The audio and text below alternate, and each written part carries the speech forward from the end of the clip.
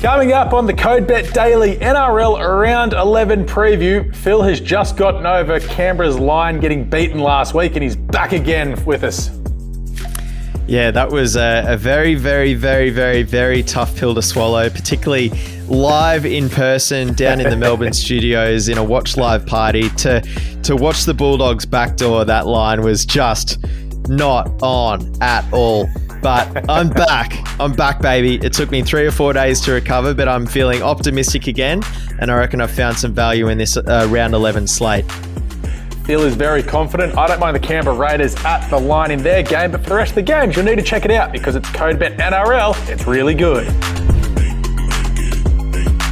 Welcome to the CodeBet Daily NRL show for the Round 11 preview. I'm your host, Alex Donnelly. I am off a quick Wagga via Blue Mountains via Sydney sabbatical. Phil's back in Sydney. He's only just recovered after the tantalisingly brutal loss. Well, it wasn't even a loss. It was just the line getting covered.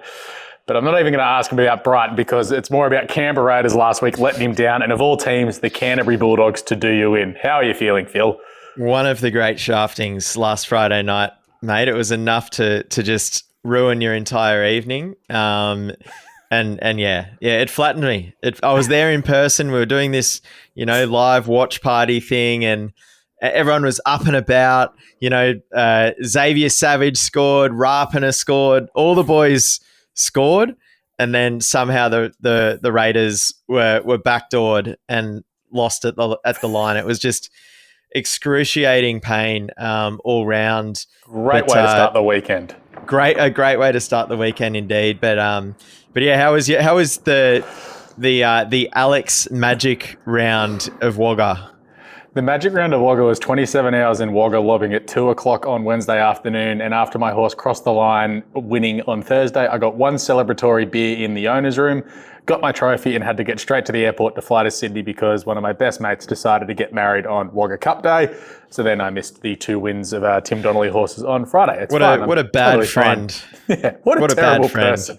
He did mention me in the speech. Thankfully, he said, I've dragged Alex away from his Christmas, so thanks to him for being there. And you know what? He's not wrong. Anyway, that's enough of our shambles and shamolics from last week. Let's rip in because we've got some ripping games of the NRL, the first of which kicks off tonight at 7:50 Thursday. For those listening, if you're listening tomorrow, you've already know the result. As the Melbourne Storm are $1.72 favourites over the Brisbane Broncos, $2.18. I'm seeing a lot of people slightly confident about the Broncos, but let's be honest, Melbourne have been absolutely dominant over the Broncos in recent history. The last 12 in a row have gone to the Storm. Yeah, and it's a fascinating one as well. The Storm, they've been a pretty patchy outfit this season. They've had their moments. A scalp over this ladder-leading Broncos team wouldn't shock by any stretch. But I'm really interested in Brisbane this week, and it is interesting because the Broncos, they're the outsider. $2.20 via Bet365. You can get them at for this one. And a stat which was kind of doing the rounds and circulating last week was that teams have just been shocking off the 5-day turnaround so far this season. The only teams that have won off a 5-day turnaround so far in the 2023 NRL season in games when the other team was also coming off a 5-day turnaround. Okay, makes sense. So no side has actually won off a 5-day turnaround against a team with the longer opportunity to prepare in this one. So, yeah, the Storm, they played last Saturday night against the Bunnies, of course. The Rabbitohs, they are absolutely flying at this point in the season. The Rabbitohs, they're up to second on the ladder now, but that's what really scares me about the Storm at home, even though they are the favourites. So, look, I think the Broncos, they're a great tip to go down to Brisbane and finally end this massive 12-game skid as well. They've got the 3.5 start, $1.90 on Ladbrokes. I really like that. Yep, no, that's very fair. It's actually a ripping day outside currently in Melbourne after a very chilly start. So I was giving the overs a nudge at 41.5 as well without a tip in the game because I know the Storm came off the bye last week, but they weren't great. So I was leaning towards the Broncos. But with that record, I learnt my lesson with the Sydney Swans a few weeks ago, losing to Port after losing 8 in a row prior to that. When it's such a big run of outs, you don't want to go against it. Our next game to get into here comes up on a Friday night. Geez, it'll be cold there tomorrow. Canterbury, $2. The New Zealand Warriors, our boys, $1.87. The line is 1.5. Geez, I thought New Zealand were a ripping bet here. Canterbury have failed to cover the line in 12 of their last 13 Friday matches. Yeah, the only thing surer than taking the opposition against Canterbury at the line on a Friday is that we'll start recording and then straight away the mowers will get into action outside the apartment. It's okay. The boss just tried to walk through the shot as well, so we're doing great here. It's like clockwork. It's unbelievable. But yeah, look, once again, it's been one of the features of this season, but we're only in round 11 and it's another return leg in a contest. At least Can the Swans play Hawthorn again? Sorry? Can the Swans play Hawthorn again? That'd be nice. Or the Suns. Give us one of those two sides, please. But yeah, no. So we do have round 4 to as a checkpoint here to see how things have gone. The reality was there was nothing separated the two sides in that game. The Warriors just snuck home by the 2 points. The line, I'm fairly certain, was 1.5 in that game. Yep. And sure enough, it's 1.5 again. The Bulldogs, they've only won one of their last 5 games, but equally sneakily, so have the Warriors. They've slid down to 11th. They were, I'm pretty sure, second, just behind the Broncos about 5 or 6 weeks ago when they lost to the Knights. And since then, they've only had the one win. But you can put that down to the fact that they've played the Panthers, the Roosters, and the Storm the last 3 weeks. It has been a gauntlet. Yeah. The last 4 matches at a core stadium have hit the overs as well. And look, Addo Carr is back for the Bulldogs. So that is a high-profile inclusion. But from all the talk around the traps as well, it seems as though not many people were expecting Josh Addo-Carr to get back on the field this soon. I think maybe he's pushing himself a little bit to just give Freddie Fittler a heads up that he'll be right for Origin. Let's actually see how right he is. I'm not going to go into this game thinking that Addo-Carr is going to provide a lot of extra juice to the Dogs in this game. The fact is they've got half a forward pack, essentially, with some of the big name outs that they still have up front. They've got a light forward pack as it is, just in terms of quality contributors. And I think the Warriors can get right in this game. They got Curran back starting on the edge, which I think helps them as well. So I'm taking the Warriors minus the 1.5, $1.95 on Bet365.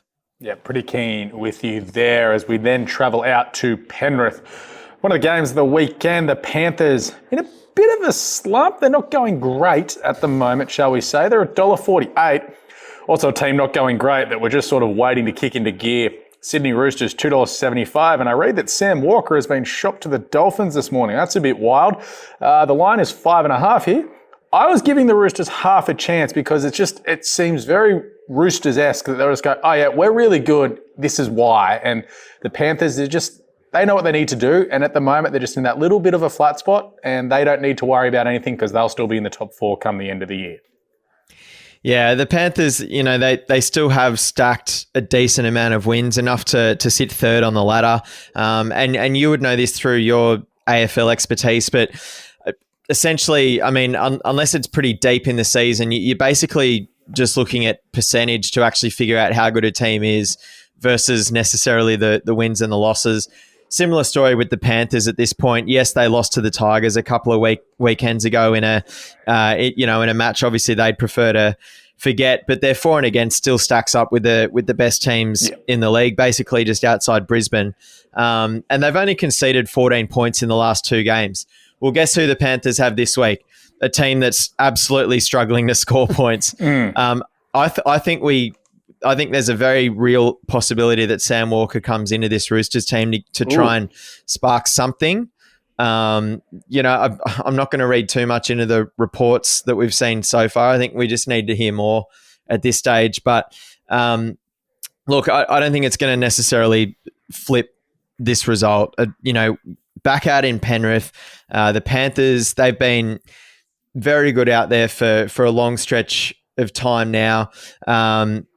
Now, the other thing which I wanted to mention as well here is basically they've lost well, they've lost 6 again. They've lost their last 6 against Penrith. Pardon me. I know I'm stumbling over my words here trying to get to that one, but yeah, look, they just can't hit a winning score right now. The Roosters. Yep.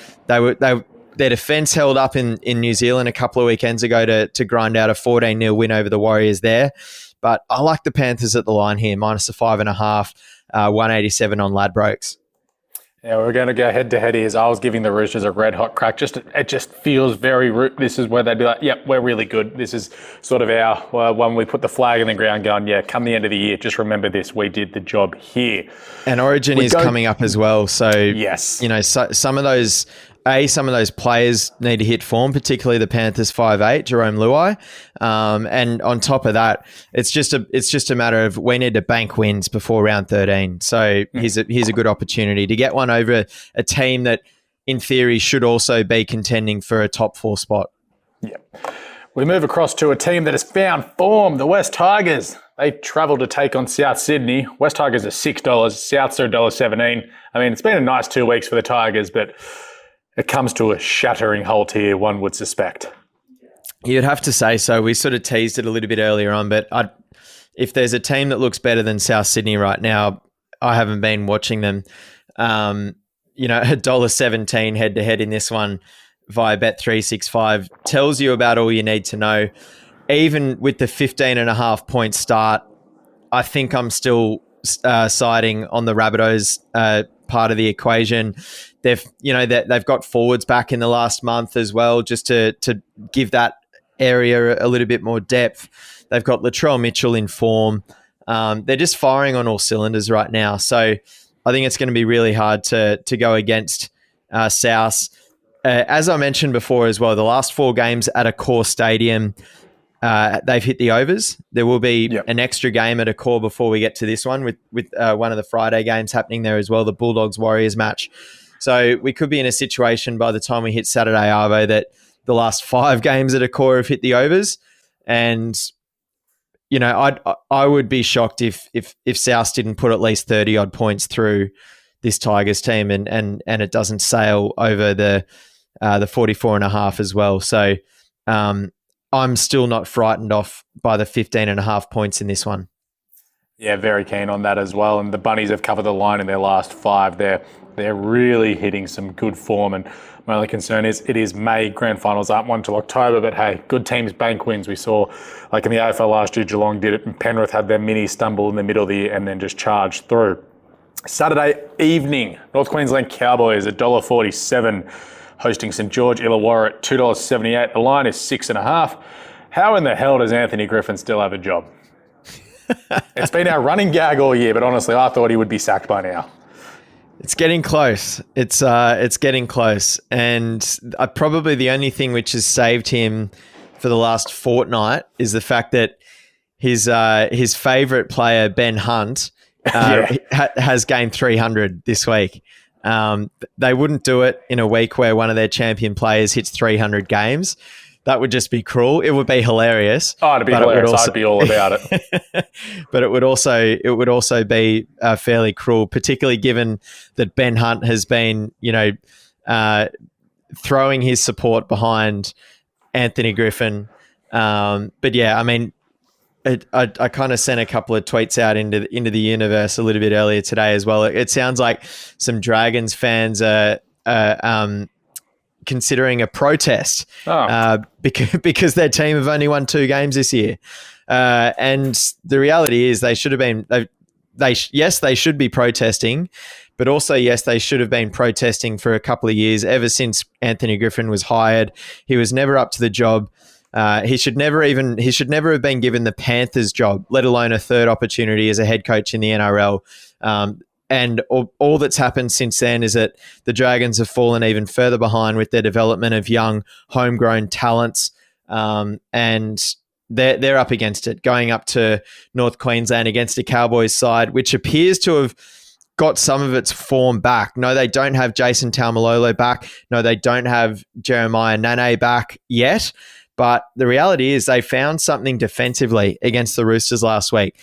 What's more of a force? The Cowboys defense or the Roosters' shambolic offense? We shall probably have to wait and see. at least one more week. But the Roosters do not look great in attack. They look clunky as all hell. Either way, the Cowboys managed to shut that down. Am I, any more concerned, taking on a Dragons offense versus a Roosters offense? No. So I think up in Townsville, the Dragons will get a bit of a boost by the fact that Ben Hunt's playing in game 300, but now they're moving him around. They're moving him into the hooking position as well. That might help them theoretically because he's a great player wherever he plays, and you can get Bud Sullivan into the halves. But at the same time, Hunt's best position is at halfback in the NRL. Yeah. And I don't know how you make any other call on this one except for the Cowboys minus the 6.5 at $2 on Bet365. I love it. Feel very keen on the Cowboys to get the job done at the line. We come up to the next game, 7:30. It'll be a cold night in Canberra as the Raiders $1.72 host the Parramatta Eels $2.25. I mentioned this in the Code Bet Daily, which we just recorded before coming onto the NRL show. One of my better bets was the under 43.5 here. I think it'll be a really cold night. Both teams coming off the Magic Round, obviously. I think this will just be a grind up the middle and we just see a slogfest. This genuinely feels like, 12-10, 14-8, something like that, but well under, and the Raiders probably eke out a much-needed win. Yeah, and the Eels have lost some real polish with Mitch Moses being out of the game. Jacob Arthur, he's a reserve grade level half at this point in his career, at least anyway. For Eels fans' sakes, you hope that Dylan Brown takes more of a leading role, in terms of possessions and getting the team around the park, because history says that when Jacob Arthur comes in for Mitch Moses in these spots, he demands way too much of the ball. Dylan Brown sort of goes back into a shell, and the Eels lose their way in attack. That said, so I think it's a good call on the unders, and this is the over-under mark is 43.5 here, so it is a fairly high threshold to hit as well. I don't know. My head certainly says the Raiders get the job done in this one at home. Yep. They've hit a good patch of form. They haven't lost since I think it's March, which is they went all the way through April undefeated, something around that. I think that they're up to 4 in a row now, but I don't know. Something tells me that the evenness of the competition, that the Eels are somehow going to go down and end this Raiders streak. But my head says get on the Raiders minus 2.5, $1.91 via Bet365. Yeah, I had the Raiders and the under, but we may even take Canberra minus 2.5 and under 43.5 with Ladbrokes. That could be a decent bet. Newcastle Knights hosting the Gold Coast Titans. This will be on a Sunday afternoon. This has been really funny because the home team has won the last 11 between the two. Newcastle at home, they're favourites at $1.80 and $2.10 for the Titans, and the line is 1.5. So the market's like, I don't know, you decide. Yeah, and I think you've summed it up there. This is a coin toss for mine. Yeah. These are two average sides, inconsistent sides. And it doesn't surprise me that the home advantage has decided the result the last 11 times these sides have matched. Recent form says you probably take the Titans, but the Knights are coming off their bye. That's an interesting factor. Apparently, a lot of the guys went over to like Bali or something like that. Yeah, but I read that it was only like one of them ended up in Bali. The rest of them were elsewhere. Like it was like, come on, this is just your typical media beat up. Like, it's a beat up. Yeah. Okay. Well, I'm glad to hear that, because the optics around Newcastle at that point in the season going over to Bali, not great. Just enjoying some time at Mississippi like everyone else does, apparently. Just be in the top 4 if you want to go to Bali mid-season. But probably just wait until September, because you're not playing finals football anyway. You'll still be over there by early September. I promise you that. But there's your soundbite, Gerald. The tipsters actually are favouring the Titans, which is a good opportunity if you're in tipping comps. Get on the team that the bookies prefer at a a minority percentage as far as as far as your competition goes. But yeah, I think I don't mind the Knights minus the 1.5. I'm not scared off by the small line there. Bet365 is offering $1.91. And I think we just move on. Look, I don't have a lot of confidence in this game, though. It could result any number of ways. Yeah, I didn't mind the Knights at the line. They've covered in their last 5, and the one that they didn't was obviously their most recent loss to Parramatta. But you go through it. Outside of that, their worst loss has been by 10 points. They've got 2 points, 1 point, and obviously the draw with Manly. And just the Titans, I don't know about them at the moment. I can't trust them, and especially that in Newcastle. Didn't mind them at the line. Can I remind you, if you're going to mention that, can I remind you that the Dragons have had their last contest decided by 6 points or less, and we're not really paying too much attention to that. Yeah, we're not. Up in Queensland, it could be a little bit different. The final game of the weekend, 4 Pines Park, Manly $2.60 hosting Cronulla at $1.53. The line between +5.5 and -4.5. After the loss for the Sharks last week, I think they need a big win here. Otherwise, Nico Hines will not be finding himself picked ahead of Jerome Luai for the Blues, that's for sure. Yeah, a little bit of a setback last week, must be said. I am hearing there could be some rain at Brookvale this Sunday, which could just make the contest a little bit more dour. I don't know if you mentioned there, but 45.5 is the over-under mark. So that screams unders to me. $1.91 via Bet365 is your best value there. The other element Manly's to this last 4 have also gone under. There's that too. Will Kennedy, he's been the first try scorer in each of Cronulla's last 3 away matches, which is a bit of a crazy one. And he's paying $11 on Bet365 there. And he's been on a tear as far as scoring tries goes so far this season. He picked up one last week, which helped me salute for my punters club, which was great areas. But the interesting factor is if there is a bit of rain on the Northern Beaches Sunday, Nico Hines, his wet weather form is actually really, really good. Like some of the best in the NRL as far as form goes. So, look, I think you rule a line through what happened last week because weird things happen. For example, Brighton somehow losing 5-1 to Everton. Occasionally weird things happen. I talked about this morning, yes. Occasionally weird things happen. And you know what? I didn't have a bet in that Cronulla Dolphins game outside of Will Kennedy anytime try scorer because I was scared off by by the Wayne Bennett 900 game factor. And I think, I think the Dolphins just came out all guns blazing in that game. They clearly love having Wayne Bennett as their coach. They've proven that all year with the way that they've fought and scrapped.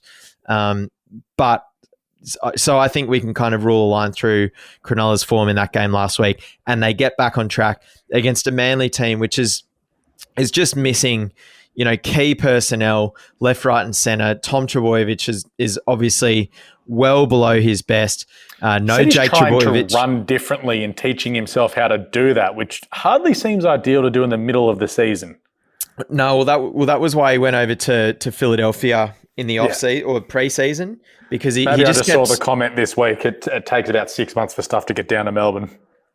Yeah, no, we were having a chat about it on this show last week. But because he continues to have back and hamstring problems, so he went over there and he's trying to learn a new technique of running, basically. And on top of that, he's probably banged up as well. That's fair to say. Groin problems. Where he came off the field in that Tigers game about 3-4 weeks ago with a groin problem as well. So like he's clearly banged up right now. I think the importance of Jake Trbojevic has been undersold, and there was no clearer evidence of that last weekend against the Broncos. Because it's not just the 40-odd tackles that he makes at 95% tackle efficiency. It's what he offers the entire team in attack, being that link player between hooker and halves as they go through their sweeping plays. The tough carries, the decision making as well. they look rudderless in attack without Jake Trbojevic controlling things with Daly Cherry Evans through the middle of the field. So that Manly have a very narrow margin for winning this game on Sunday, and I like the Sharks minus the 4.5, $1.90 via Ladbrokes. Yeah, I had big sort of bounce back vibes from the Sharks here. It's sort of a shock that loss coming up last week, but getting right on track here. Nico Hines, obviously there's been some family issues that have been sorted through the week as well. You can read about that in the papers. We don't need to talk about it here. So he may be just being mentally free is a big thing as well, and he may well be with that coming into this weekend. So I'm pretty keen on the Sharks at minus 5.5. But that's all the games gone through for this week. Phil, what are your best bets for round 11 in the NRL? So I know some people will be tuning in tomorrow, but yeah, I like the best team in the comp being the Brisbane Broncos, getting an underdog price tag against a team coming off a 5-day turnaround. So give me the Broncos outright at $2.18 on Bet365. Give me them with the 2.5 start at $1.91 as well. Bet365. On outside of that. Probably for mine, I think it's the Bunnies minus the 15.5 points, $1.96 on Ladbrokes to absolutely do a job on the West Tigers, who have been a lot better, obviously, but they've lost their last. They've lost each of their last 14 matches in Sydney, if you can believe that. And the Rabbitohs, I know I just said the Broncos are the best team in the comp. The Rabbitohs are in the best form of anyone right now in the comp. So those are the two teams for mine. I think they just keep on keeping on. So we're going to have a 3-leg multi for the weekend because it's not like me just to be nice and simple with one. Warriors to get the job done. Bunnies at the line and the Raiders minus 3.5 and under that 43.5. With our friends at Ladbrokes, that'll get you a total of $12.91 to give you something to enjoy over the weekend. But before we finish up, Phil, we need to talk about the most important game of the weekend.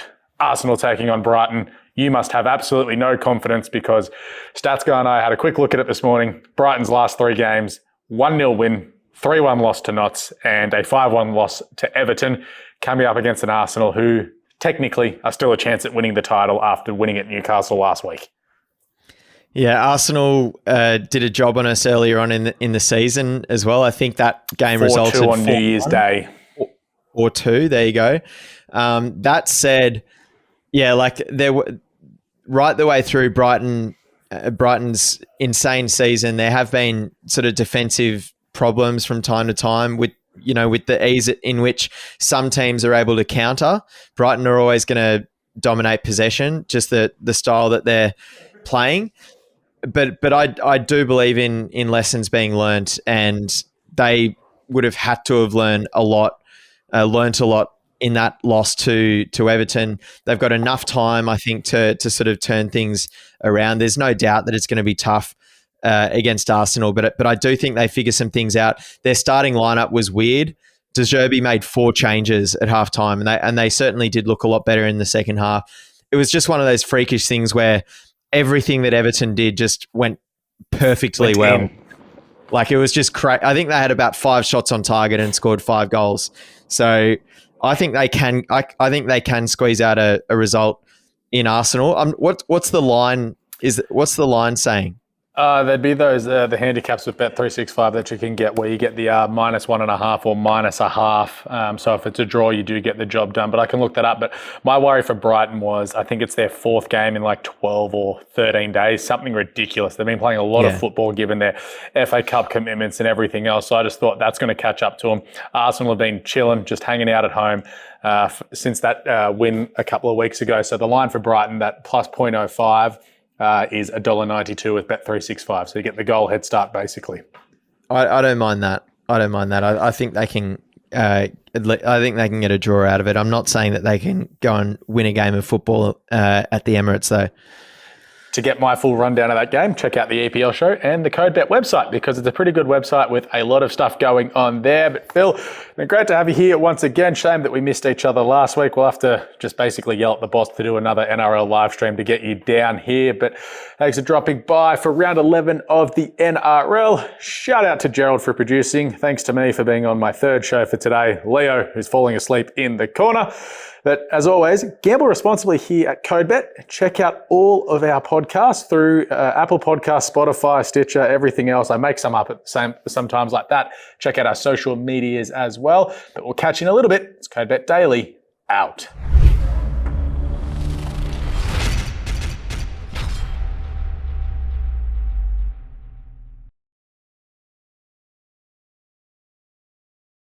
Chances are you're about to lose. For free and confidential support, call the number on the screen or visit the website.